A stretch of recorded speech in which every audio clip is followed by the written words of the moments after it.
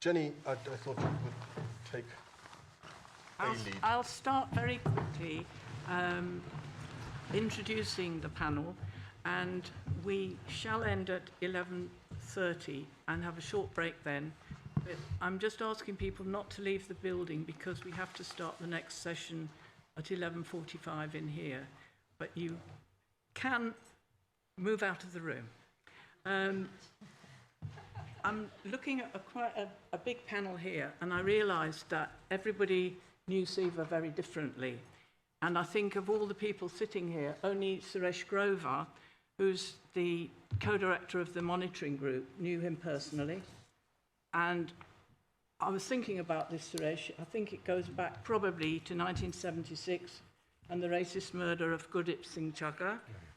And it continued, this relationship and friendship and political discussion between Suresh and Siva continued even when Siva was in bad health and housebound. And I just would like to say how much Siva relished the visits from Suresh, not just for the curries that slopped out of his bags, but more for the discussions they could have about strategy and tactics and organising. And I think that that phrase that Siva often used about turning cases into issues and issues into causes and causes into a movement actually came out of discussion with Suresh. And Siva really appreciated that interaction.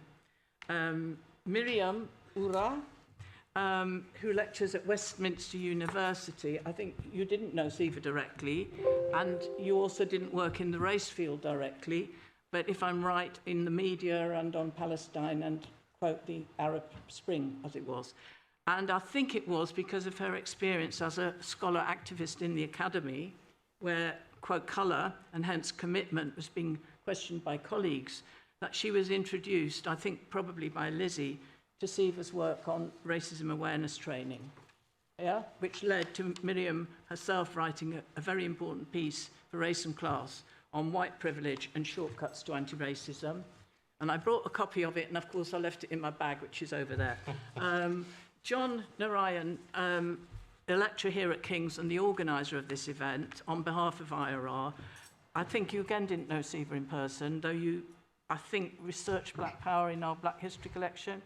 And then later, Colin was to hear you speak at the British Library on Siva, and you were kind of invited to join forces with us. I think recruited. Recruited, okay. Now, on my right is the last person, Priya, who is the youngest in the family. She's what we would call our Tangachi. And Priya came to Siva in a completely different route, I think, as a Tamil born in Jaffna, north of Sri Lanka, but in a family forced to flee and seek asylum in Canada. It was in Siva's novel, When Memory Dies, that she first met him. And from that travelled to his other non-fiction work. And Priya herself has a novel called Your Driver is Waiting, which is about migrant labour in Canada to some degree. About the gig economy. Gig economy. It's to be published next year by Penguin. And in her creative writing PhD, she's writing on Siva. And they will all speak now briefly about his influence. And if time allows, we'll take questions. And Colin will deal with that. Possibly. Suresh? Thank you, Jenny and Colin, and to the organisers of this event, the Institute of Race Relations, for giving me the privilege to speak to you. As a contributor, I don't see a distinction between those on the other side as the audience or myself. I think it's a discussion and conversation, and everything has a stake in our future, especially to do with the current crisis. And given the resurgence of interest in fighting structured racism today, Siva's thinking and writing has become even more relevant. In the next couple of minutes, I want to recall the indelible mark he left on the group's strategy and action, from the formative events in Southall in the late 1970s that led to our establishment as the Southern Monitoring Group in 1980s till today. In addition to his writing, as Jenny has indicated earlier, Siva offered us quality time, intelligent and meaningful engagement, always laced with wit and laughter, as well as love. That included conversations, sometimes during critical junctures of the struggles we were involved in. In those pivotal and dangerous moments, we were determined, with his guidance sometimes, to apply ourselves fully with a head and a heart and develop strategic thinking. And I'll recall some of the moments in a minute. Last week, the police figures on hate crimes in the UK peaked over 100,000 since 2000. But the state-funded sector that support these victims of abuse and violence is politically weak. They rely on police for referrals, the state for research and media contacts, as well as funding. The current policies and practices are focused on individualized definitions of racism and identity politics. This has led to a hollowed-out understanding of racism. It is now devoid of any political, social, or economic context and priorities afforded to online comments, personal insults. Everything is hatred over structural and institutional forms of racism and lived experience. The SEAL report that the government commissioned recently was established singularly to begin the process of burying the existence of institutional racism in this country. We can't tackle the problem or shape the future unless we understand the present as a whole and unless we acknowledge our history of struggles. Siva's seminal essay on this subject provides both a chronology and political as well as economic analysis of Black resistance involving people of African and Asian origin in Britain over 4 decades from 1940s to 1981s. In the UK, our struggle against racism has been determined by confronting the discriminatory and murderous nature of state racism and exploitation. I came into this field because I was beaten up and stabbed by skinheads in Paki bashing during the Paki bashing period in the 1970s. State racism also provides the foundation of everyday racism and gives credence to its populist forms.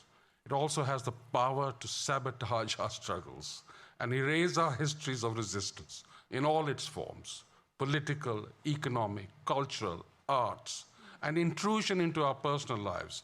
Police spying of activism and our communities has existed over a century, and from the late 1960s on an industrial scale.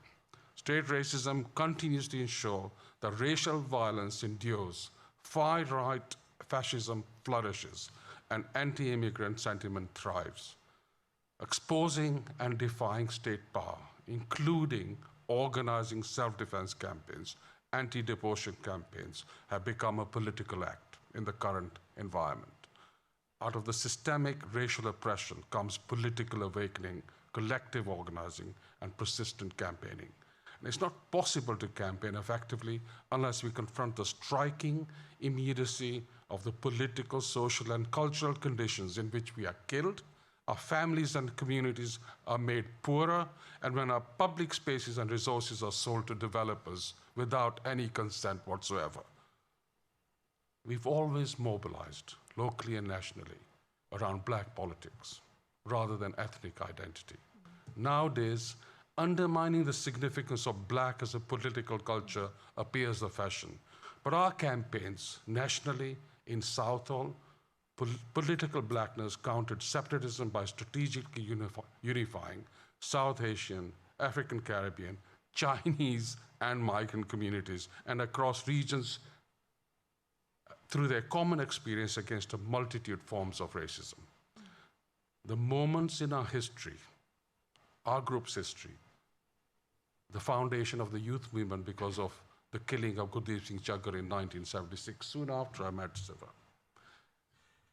The Bradford 12 campaign, where young Asians made petrol bombs to defend their communities against National Front. The Lawrence campaign, which I coordinated, and our present-day responses, including Leicester, where communal chauvinism has driven anti-Muslim racism and violence, provides a framework and the building blocks to resist contemporary forms of racist practice and expression. Not in the business of romanticizing past anti-racist struggles. We've died. Too many of us have died and have been discriminated. We've run, on a personal level, we've been involved in 150 death campaigns. These are people whose lives have been ruined. There's nothing romantic about them, but we have won. We have won some struggles, despite all the state presence and power. And I'm not into discussing abstract forms of anti-racism devoid of any time and space. I also understand that some strategies are neither transferable or replicable. Nonetheless, recognizing the politics of racism, the way that many manifestations of racial injustice speak to one another, they're broad enough to move not only previous fightbacks in towns like Southall, where I live, but also grassroots resistance in the present. For contemporary anti-racist efforts to draw inspiration from previous struggle, we must recognize our past racism remain alive today, a bit in different form or mutated form. Brexiteers' clamor to take back control of British borders rests on the construction of darker-skinned bodies as out of place,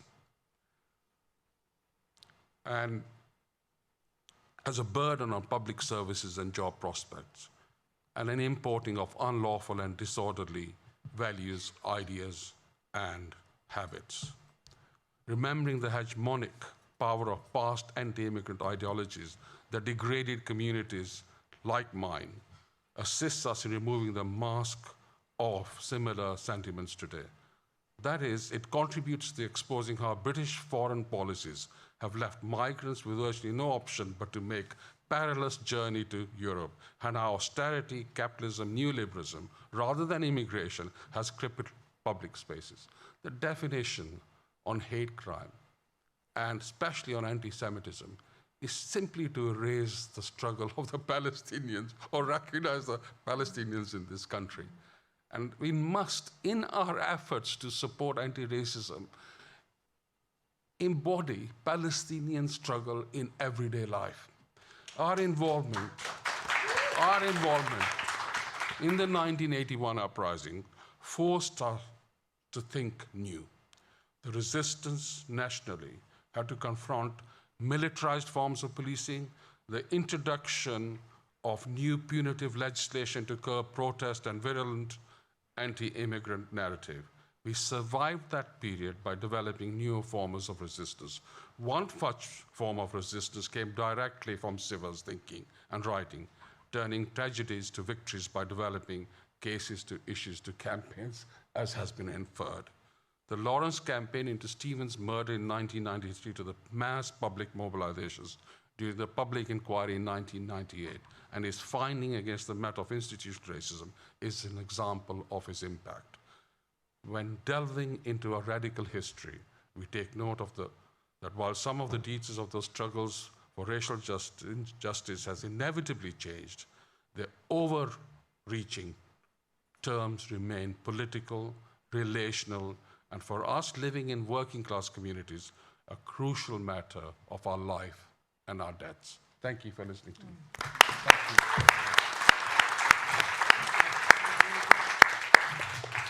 Thank you. The struggle is then, the struggle is now. Thank you. Is it Miriyam next? Thank you.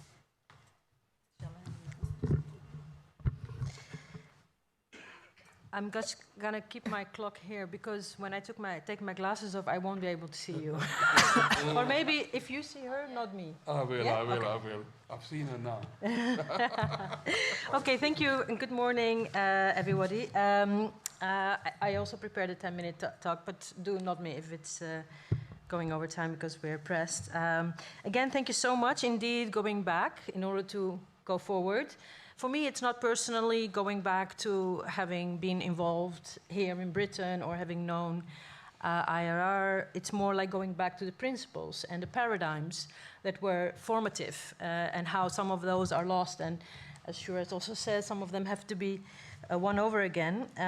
For me, going back also means the way IRR and Race and Class as a journal shows how to connect exploitation to expression, and that oppression, and that is not the property of some kind of white epistemology, or sometimes, as is denigratedly called, white Marxist, that it's actually the property of a radical intellectual tradition that has actually been formed and shaped very much by people of color. And also, going back to the kind of principles that sort of, although it gives a lot of time for experience, but that kind of assumes that autobiographic accounts of people's own experience are not necessarily better or more relevant than others. But the one statement that shaped me, because it was the best summary, because it clicked into place, I think was Sivananda's, "What you do is who you are." And this was becoming really important for me in an era in the last 10 years when it was sort of reversed. Who you are is what matters. I really regret not having been able to meet and sit or hear Sivanandan personally. I think he passed away a couple of years after I moved to the UK in 2009, I'm not sure. So I'll say a bit about how some of those problems came to relate also to my own personal political experiences and analysis. And I have to start with the caveat that it's not all joyful. It's not only about our successes. I think it's actually important to also have the space to talk about the discomfort, the problems, the not so successful stories. Also in order to prepare ourselves, because I wasn't prepared for the stuff that happened when I was organizing and critiquing some of the forms of organizing. So it's actually good to begin with this in the first panel and then move on to the more empowering stuff later in the day. Also, I would say follow the Daily Star's live feed, where they have put a picture of Liz Truss next to a lettuce and sort of asking people to see which one will outlive the other today. That might also be empowering. So my involvement indeed was not as an academic. It was not as a scholar of race. It was as an activist.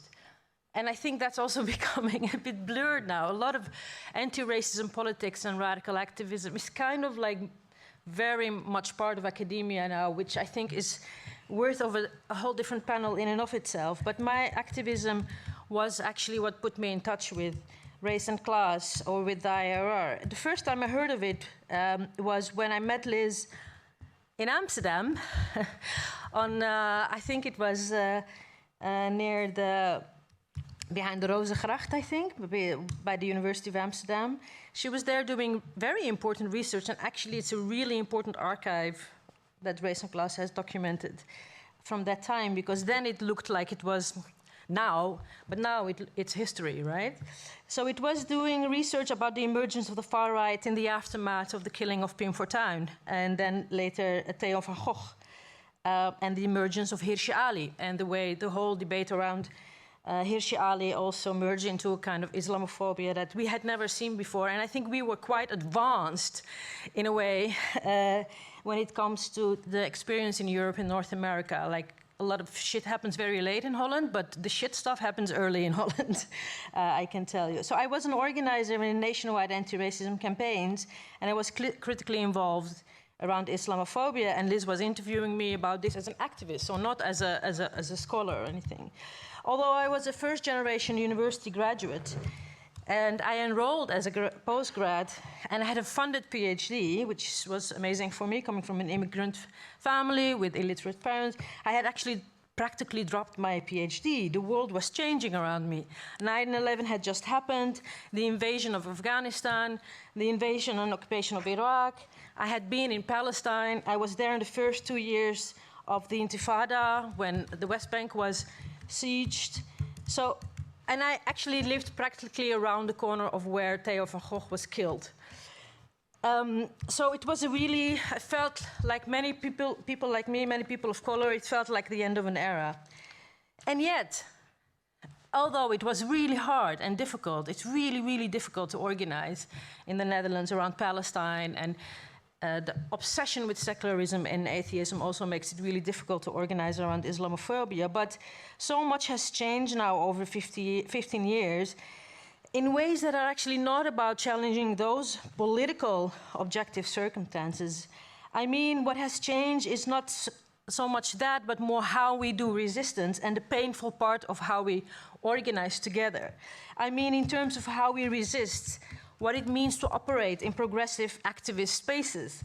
So much has changed also in what it means to be more bothered by activist bullying or political sectarianism than by the challenges to fight capitalism and the bullying of our oppressors. So when the energy is disproportionately geared towards our differences and not our communalities, there will be problems and that need to be dealt with and talked about. Of course, there will always be differences. It's naive to think that we will all have the same conclusions and the same analysis. Movements will always have different, whatever you call them, tastes or fragments or like takes on things.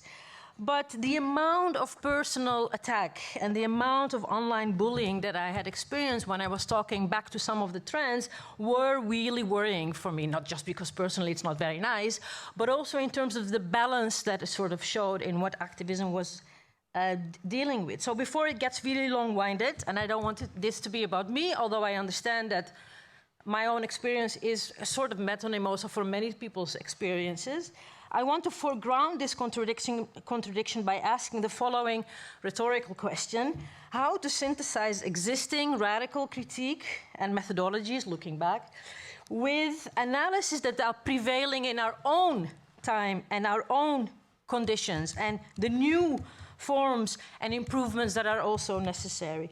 There are a lot of improvements to be made. Sexism, ableism, things that are never finished. Revolution is a continuous process. Well, to answer this rhetorical question, the first rule is that we argue about our interpretations and differences in the open, and with the objective to advance the struggle. We don't argue for the sake of argument. We don't argue just to undermine each other. The second rule is, and I think this is important, we don't fix what is not broken. What I mean is, we don't fix what is not broken when we ourselves are very weak.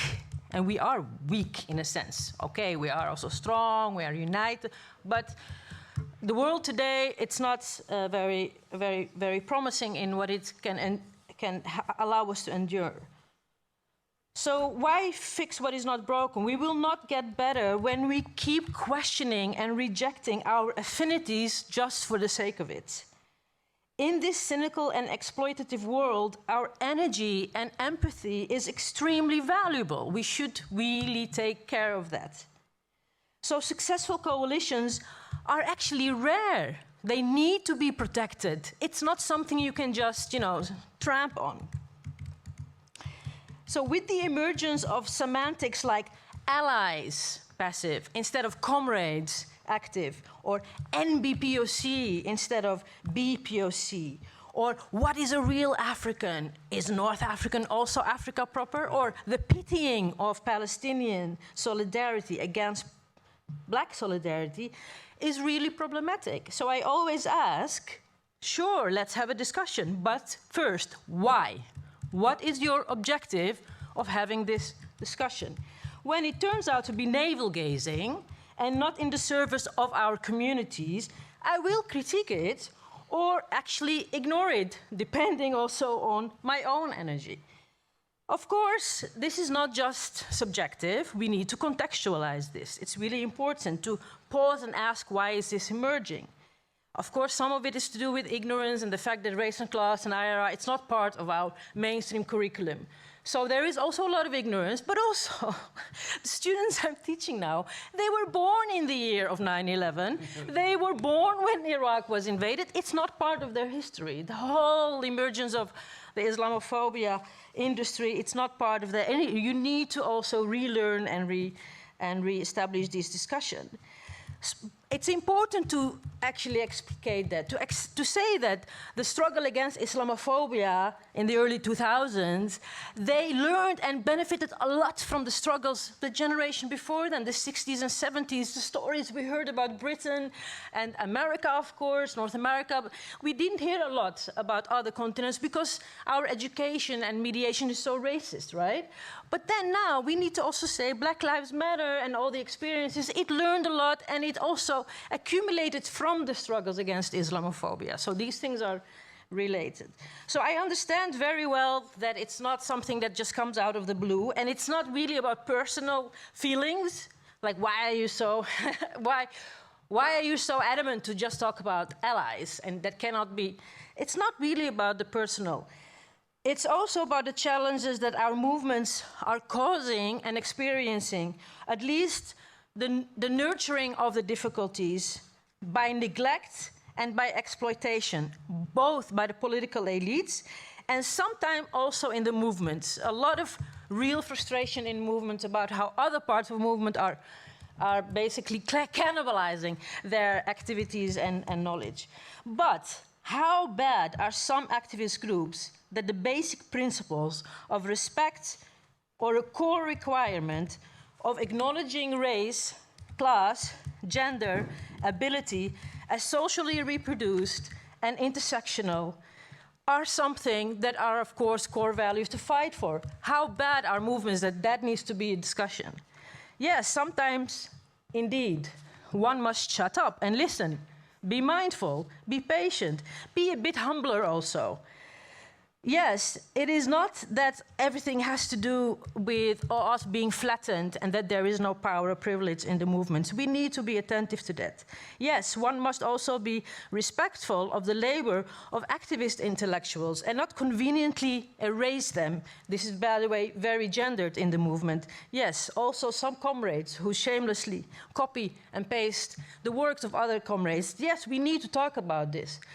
And yes, liberal and leftist groups going on and on about the dangers of woke culture need to shut the fuck up, because we already have to put up with the ramblings of millionaires like J.K. Rowling and Ricky Gervais. So again, how bad are parts of our movement that these basic principles have eclipsed other important guides and principles? The why I no longer talk to white people about racism, or the I am not your BAME, sure, they are perhaps mainly the product of a particular political climate, maybe the despair we just have to go through, perhaps, but we can't be released from the responsibility to make social analysis of racism, and we can't be released from the responsibility to protect a progressive modus operandi that relies on collective agency and united fronts. It simply isn't activism otherwise. The anti-capitalist politics of Claudia Jones, Sivanandan, Cyril James, Stuart Hall. Of course, there are all these other non-Euro-American examples that, again, we are not exposed to. But their analysis of identity was about strategies of resistance and undoing capital. That was the paradigm. It was not about identity as a subjective analysis, but identity as an objective social relations. That doesn't have to be a contradiction. We can talk about our subjective differences after we marched and organized. We can sit down and learn about our biographies. But that was not the strategy behind terminologies like people of color and political blackness.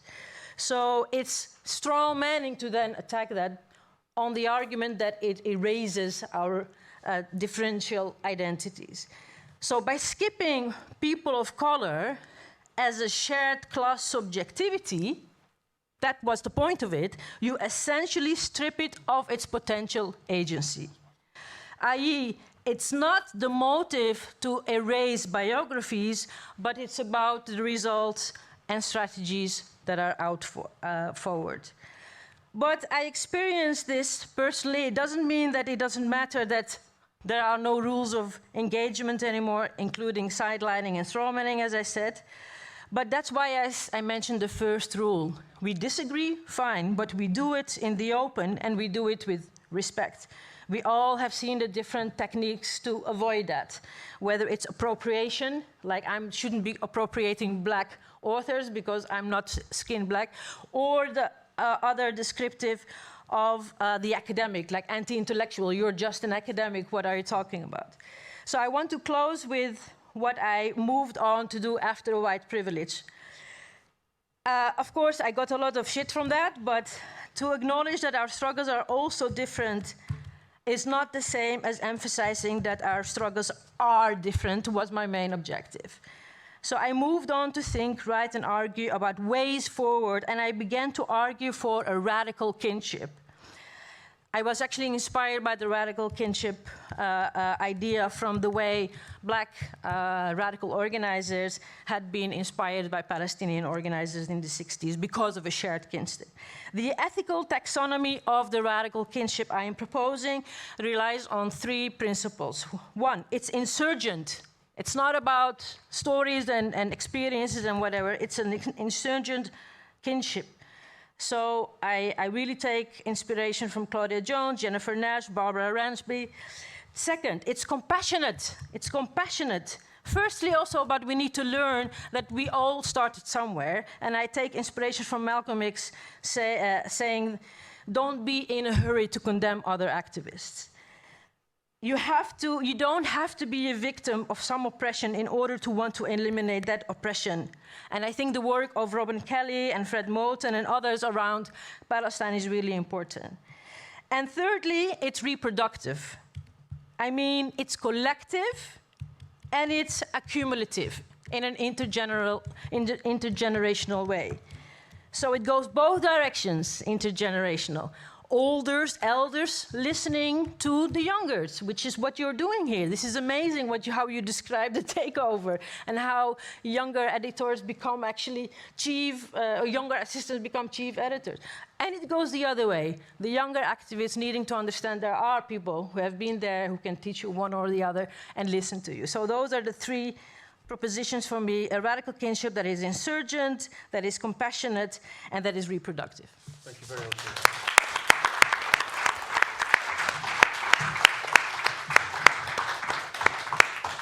This chairing is hard. It's difficult. It's non-existent, no? It's light touch. It puts pressure on the next 2 people. Sorry, Miriyam, I'm not really reprimanding you. It puts pressure on the other people. I'll do 10 minutes, no? It's okay. 10 minutes? And what? Can I have 10 minutes? Yes. Okay. 7. I normally don't. 7. Okay. I did 2. So yeah. I've only got funny pictures, okay? Because I can't read. Nice job. Is that okay? So I'm going to do some funny. Well, they get funnier. It starts serious and then it gets funny, okay? Let's just go. Is there a clicker? Does this work? I don't think this works, bro. Okay. All right. Brilliant. All right, so what I'm going to do for you is kind of show you how I was tasked with kind of narrating the Hokum of New Times, which is, I don't know, it's like tantamount to like a hip-hop diss record, right? Because essentially it's a retort to a whole generational thinking happening in the late 80s. So I'm going to try and take you through that text, but I want to not see Siva's work as a museum piece. It's alive, it's living, it has application for us today. So that's what I want to kind of do with you really briefly. So this essay, which is published in 1989, essentially is Sivanandan's retort to what Stuart Hall and the people at the New Times have been coming out with, which was the recalibration of the left in the kind of, I would say, not wake, but Thatcherism's kind of hegemony, right? And it has a lovely little footnote in it when he says, dedicated to those friends with whom, out of our different loyalty, I must now openly disagree. And does he not openly disagree? Right? If those of you who don't understand this context, the left in the 80s had been essentially decimated and was trying to understand how this crazy person who was running our country was essentially able to win election after election, defeating us at every juncture, right? And also oppressing us at every juncture. Sivanandan's essay is actually the culmination of a decade's worth of work on actually what I work on, which is called international political economy. You might have heard about as globalization. Starting in 1979 with imperialism in the Silicon Age, kind of pivoting with the new circuits of imperialism, which Liz lovely played on to give us the title of this conference, the new circuits of anti-racism. And in a sense, the Hokum of the New Times brings this together in order to create a kind of critique of what a version of the left was saying, which was that class in itself had come to an end, that there were new social movements that would be the driving force for us all, and that capital had kind of shifted and changed. Sivanandan didn't disagree with all of that, but what he thought was it was politically disabling, because what it did, and in my always reading of the essay, is it cut us off, it cut anti-racism off from anti-imperialism. It detached us from the history of what we do, right? Which is, we came from somewhere, and that somewhere we're still being oppressed. And what Sivanandan does in these essays is to say, well, capital never really, class wasn't over. What had happened was capital had relocated across the globe. It had gone to different places, and it had gone to re-exploit the very people that look like some of us, right? On scales that even we can't imagine. It had moved that way. And only the most Eurocentric Marxist would think that class was over. In fact, class was just beginning. And it was beginning to look even worse, right?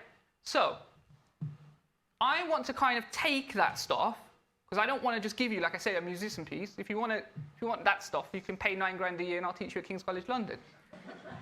But if you want some other stuff, I want to apply this stuff. I want to apply it to our current context.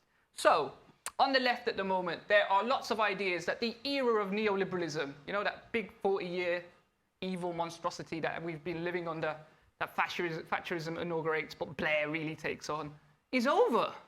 The state is back, right? We're going to say it's back in black, but it's not. In a sense, it's back and it can do things and it's becoming authoritarian and we have to live with this new reality. And you can see this in some of the stuff this current crazy government is doing. So very kind of neoliberal policies of kind of cutting back taxes, you could say. But in a sense, the state is mobilizing resources that for at least 12 years we were told didn't exist. The magic money tree has been found, largely to help you pay or not pay your gas and electricity bills, right? Because capital has to reproduce itself, and us dying in the cold in the winter isn't good for exploitation. But in a sense, this is quite a Eurocentric version of this narrative, and I think Sivanandan's work helps us understand that when we talk about the return of the state and the end of neoliberalism, really, and I stole this off my friend Isha, he's my co-author, when we talk about the idea that the state will create universal basic income or a Green New Deal here, we have to actually think about, well, no, neoliberalism wasn't about that. Sivanandan taught me quite a long time ago. It was about people outside of Europe. It was about what was happening to them, how they were being eaten alive by capital. And that, in a sense, hasn't really changed. The project of neoliberalism was to descend on the third world, destroy its sovereignty, and use its peoples for other things. This is the new international economic order. It was supposed to be found in 1974. We didn't get that. We ended up with neoliberalism on a global scale. Why am I right about this? This is the global debt situation across the planet. You will see that global debt in the global south is rising again. We have a debt crisis out there in Africa, in Asia, and Latin America. Neoliberalism is not over for these people. And we should be reticent, if we use the work of Sivanandan's work, to kind of suggest that it is, right? That's the IMF in Africa. I'll skip through this stuff because we're running through out of times. Great. So neoliberalism isn't over. We should use Sivanandan's work to help us understand neoliberalism is about the global south. What about here? So the buzzword these days is authoritarianism, isn't it? The state is authoritarian. I even meet lots of colleagues who are just like, yes, John, I work on populism and authoritarianism. I'm like, but that's what I've been doing my entire life. In fact, it's deracialized at other times. The state is populist. The state is authoritarian. Our histories, our struggles are rooted in the root of this, which is state racism. It's state racism that is really authoritarianism. And authoritarianism takes its cue from state racism. This is the wonderful Impunity Entrenched, which you haven't read, you should read. It's the most amazing text, detailing the current mode of this, where we have moved from kind of crazy populist leaders. But I want to go back to Sivanandan's piece on resistance to rebellion. In it, if you read the end of it, he talks about policing in Britain. And he talks about the rise of authoritarianism in the 80s. And he has this wonderful quote, and I'm always like, I wake up thinking about this sometimes, thinking, how you be so right? Right? And he says it's not merely that a free market economy requires a law and order state, but that even in its passing, end of neoliberalism, right, it leaves only the option of a mixed economy with a corporate state maintained by surveillance. They are but two shades of the same authoritarianism, the one more modern than the other, but neither speaking to the birth of a new society. And I think that's actually the juncture we're at. If we're thinking that this is the end of neoliberalism, and we want to leave those populists, and Liz Truss isn't going to last, right? Like, she's gone. But what is our alternative? Well, in a sense, it surely is a surveillance mixed economy state, where Rachel Reeves complains that essentially we're not deporting enough people quicker enough, and the last 12 years have been a bit of a mistake about that. I think Sivanandan's right about that, right? And then I want to come back to just two basic things if I have some time. In 1995, Sivanandan writes a text that kind of sums up his take on international political economy. And he says, and I love this quote, he says, the basic fact is your economics that create our politics. He's talking about the global south and anti-racist, right? That make us refugees in your economies. Racism and imperialism work in tandem, and poverty is their handmaiden. Whenever I read these lines, I just hear the Asian Dub Foundation track, right? And in a sense, I want to kind of get to the gist of this. What does this mean? It means what is we as anti-racists are doing. And I think it feeds back into working with our contemporary moment around abolition. And I'll try and pull that all out if I'm given some time. Colin doesn't cut me off. All right. In some ways, anti-racism today is focused on the state. But Sivanandan's work wants us to remind us that racism is fundamentally linked to imperialism. So whilst we are radically campaigning against our state racism, there is a globalized form of racism located in institutions like the IMF, like the World Bank, like intellectual property rights, like patents. This is a map of all of the countries that voted against a claim from India and South Africa to basically free up patent rights over the COVID-19 vaccines, right? Notice who votes against it. Notice who votes for it. This is international state racism of us saying that we as anti-racists should have an eye on. We should understand these debates. I go to all of these international political economy places, and I'm one of the only few brown people in the room. We should be in those spaces. We should be making our voice heard. We should understand these debates. And just to give you this case, there's now a kind of weird court case going on because essentially the WTO tried to share some of the patent stuff. The Moderna vaccine was re-engineered in South Africa, and as you'll see, Moderna says it's like copying a Louis Vuitton handbag. Right? Vaccines that will save you are basically the same as kind of trying to copy handbags. Right? That is institutional racism of a site that we should abolish. Why is this important? Because our politics now is rooted in abolition, I think, as anti-racism, and it's beautiful and it's wonderful. But in a sense, we also have to expand the idea of what we should be abolishing. And I think Sivanandan's work on political economy reminds us of that fact, right? That it's these global institutions, imperialism, right? Can I use that term? It's imperialism that we also should abolish. Why so? And I just want to bring this on my last point. If you read the Hokum of New Times, one of the things that it has, someone tweeted this yesterday and said this is the worst calendar ever, which I thought was great. Right? If you read this stuff, if you read what he talked about, how the personal political has to be kind of inverted on itself, we as anti-racists have to respond to some of the things that Miriyam was talking about. The kind of idea representational politics will save us, right? And you could see that they tried every color of man known, and it still ended up with a white guy called Jeremy, right? Poor Kwasi. He didn't even make it like a couple of weeks. Look at him, right? But look, they've all been faced up. It's not that form of politics. But he also reminds us that our prior era, the history that we kind of base ourselves on, that makes us feel good. You know, when you pump out your chest when you talk about Bandung, that's also gone. Sivanandan tells us that like those state structures have gone, right? We're not really there anymore. We wish we were there, even with all of the problems. And there's still a lot of problems in that picture. There. We're actually now at our level of communities of resistance, right? Where we are displaced communities fighting various state formations. And part of what Sivanandan's political economy asks us to do is how can we talk to one another? How can we express solidarity with each other? How can we ourselves create a bigger community of resistance that can come together? And I think that's part of what his legacy is to ask us to have those conversations. How can we bring the project around dealing with neoliberal housing and basically social murder of Grenfell? How can we bring that into conversation with what's happening in Palestine? How can we bring that into conversation with what's happening with Black Lives Matter? And how can we, understand what's happening in the global south? This is the Indian farmers' movement against the neoliberal land reforms. This is a world historical event. As anti-racists, do we know this? Do we understand these debates? I think Sivanandan's work means that we have to understand those debates.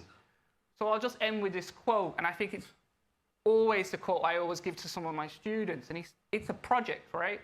It's not a museum piece. Our work as anti-racism and anti-imperialist continues. And he says, Sivanandan says, we have cultures of resistance to create, communities of resistance to build, a world to win. Now is the moment of socialism. I repeat, now is the world of socialism, and capital shall have no dominion. Let's make sure that capital doesn't have no dominion moving forward. Nice.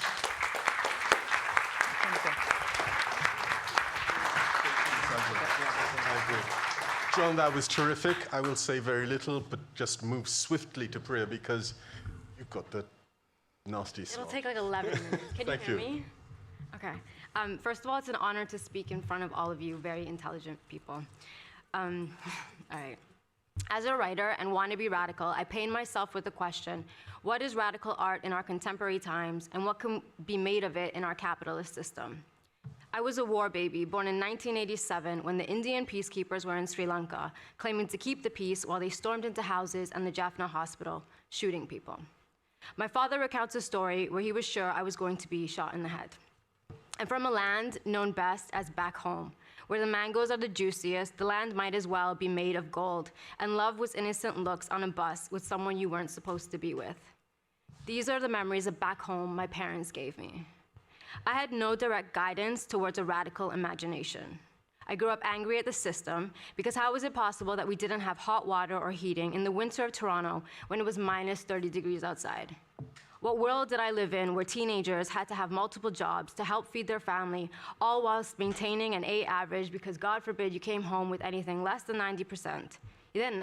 We came here for you. I didn't grow up learning about Marx or Gramsci. Who the fuck were they?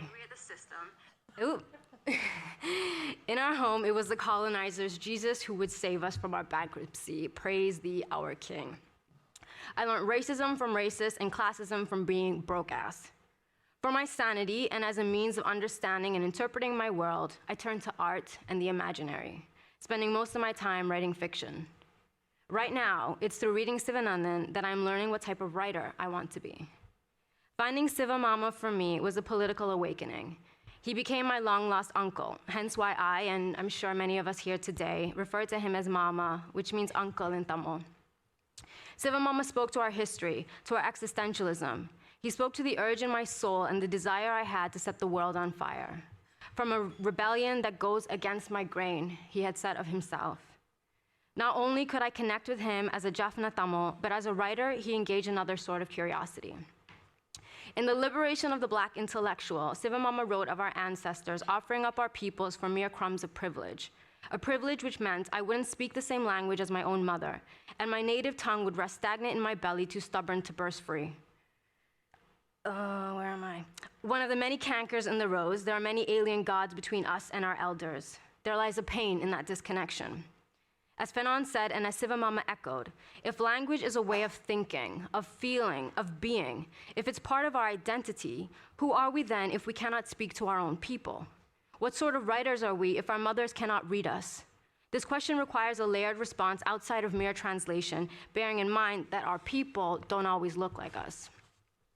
In The Wretched of the Earth, Fanon describes the phases of the colonized writer. It begins with assimilation, the first phase.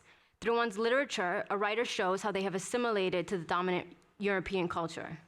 In the second phase, the colonized writer begins to remember childhood memories. Legends are reinterpreted, and the world is understood from under new skies. Distant from their own people, the colonized writer is still an outsider, of course. This second stage is one of protest and a reestablishing of oneself. Then finally, there is the phase of revolt, of combat. The colonized writer, from having pushed themselves from their people, returns to them and then riles them up, motivating them towards action. The writer galvanizes and points fingers. Inspired by and reframing Black radical theory, in 1974, Siva Mama wrote The Liberation of the Black Intellectual. He not only unraveled the colonized subject's psychology, but he showed in great detail the process of Fanon's colonized writer in 3 acts: the history leading to assimilation, the reckoning and redefining of the self, and the want to take action, to give back to one's people and ignite a revolutionary society. Sivamama explained to us how we can imagine a revolutionary culture and what that would entail.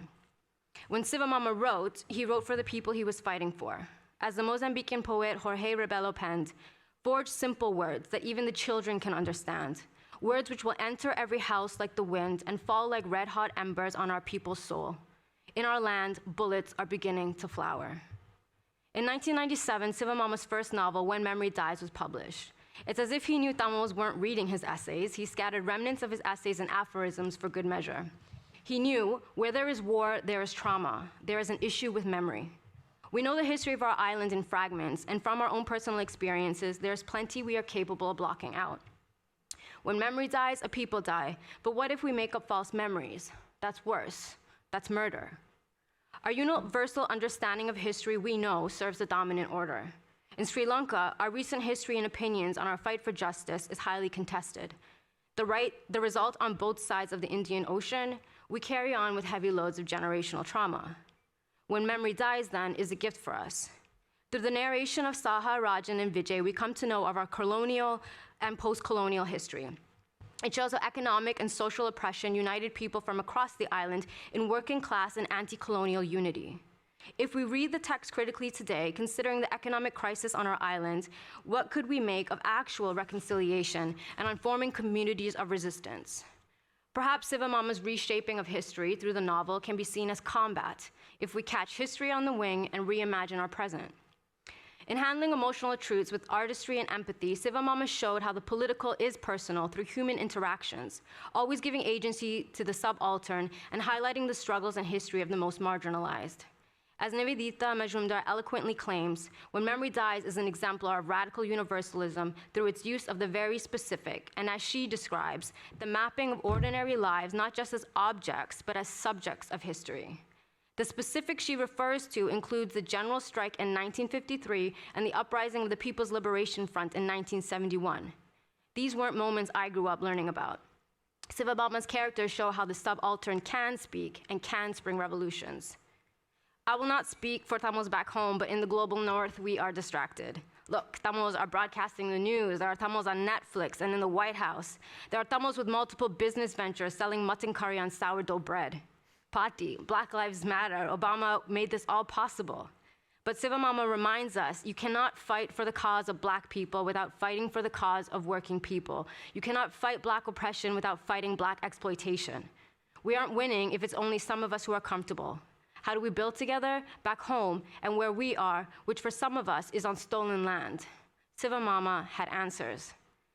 Along with the revolutionary politics and the anti-colonial history of Sri Lanka, we can learn from Sivamama's craft. Can we politicize readers without a didactic voice? Can we hit as hard in less than 400 pages? When Memory Dies can be classified as polemic literature, Sivamama's short story collection, Where the Dance Is, shows us another side to his craft in storytelling. I think Sivamama would want me to mention that the title is taken from a stanza in T.S. Eliot's The Four Quartets. It reads, "At the still points of the turning world, neither flesh nor fleshless, neither from nor towards, at the still point, there the dance is. But neither arrest nor movement, and do not call it fixity, where past and future are gathered." The short stories, I feel, unpick the world of his characters from moments which could be described as mundane, traversing to work, selling a car, meeting people for dinner. He shows in some cases the absurdity in human interactions, the lust for an exotic body, lust for whiteness or the other, the pain in surviving, bringing children from paradise to a concrete jungle. Sivamama's stories imagine the lives and journeys of those he saw on the underground, those he knew back home. He found that stillness in existence and played in that space. His radical politics were in the subtext, or they were gentle brushstrokes on the page, but no less hard-hitting for the reader. Bob Dylan's Maggie's Farm playing softly as Tessa cooks rasam on the stove. I think about this timeless space between the present and the past, the present and the future. I think about Sivamama's engagement with contradictions. We are indeed creatures of 2 and 3 worlds. At home, at work, in our politics, in our art, we maneuver through the slime of the world in hopes of a better future. How do we create considering the timeless and the temporal? How do we find solace in the stillness where the dance is? The body of Siva Mama's work shows a seamless cohesion of politics, philosophy, and art. As Majumdar describes radical universalism, Siva played within local realities, identifying the needs, conflict, and desires of those across cultures. He could depict believable human interactions because he knew what it was to be human, and his fight was so people had the liberty to simply be, to create, to enjoy their time on this planet. He had said of artists that we belong to the community. Our work must reflect not simply our personal experience of truth, but the collective vision of the society we are a part of. What is it that we want to experience, albeit as a form of escapism or an imagined reality? What is combat literature then today? As I am learning to define and create what I hope could be considered radical art, learning from Siva Mama's politics and fiction, I wonder how fiction can help us reimagine and fight for a just society. A society for us here and for our brothers and sisters over there. What could our stories look like, and how can we shove these imagined utopias in people's faces? I wonder if as a new generation of artists, we can shift the current hegemony through the radical art we create. Sometimes, though, this thought is overwhelming. It would be easier to write about a caterpillar and a bee falling in love. But of course, the bee's entire extended family is inflicted with the possibility of extinction, and there are few trees for the caterpillar to spin a cocoon on. Before I can pen, once upon a time, the story is destined to be a tragedy. But then the story must be told, screaming between lines, reimagining a world where they can simply be. The political really is personal, ain't it? We all have a role and part to play in whatever capacity. For artists, I ask, how will our work inspire radical change? How will we choose to galvanize and point fingers? When this question of what is radical art plagues me, I remind myself of the closing paragraph of Siva Mama's New Circuits essay. We have cultures of resistance to create, communities of resistance to build, and a world to win. Thank you.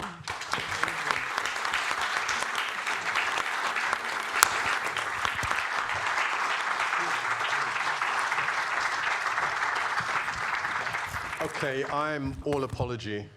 A failure as a chair of this discussion, mainly because I was simply lost to the discourses that every single one of them threw at us.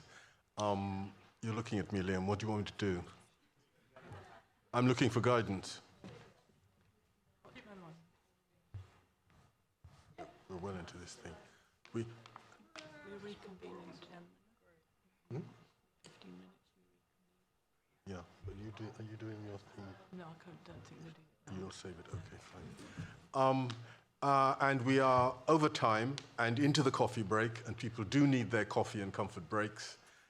So I don't think that there's any opportunity to really pick up on the presentation. I can only thank you. We can talk to each other in the break as well. You can talk to, and maybe there will be occasion later in the sessions for some of this to be brought back.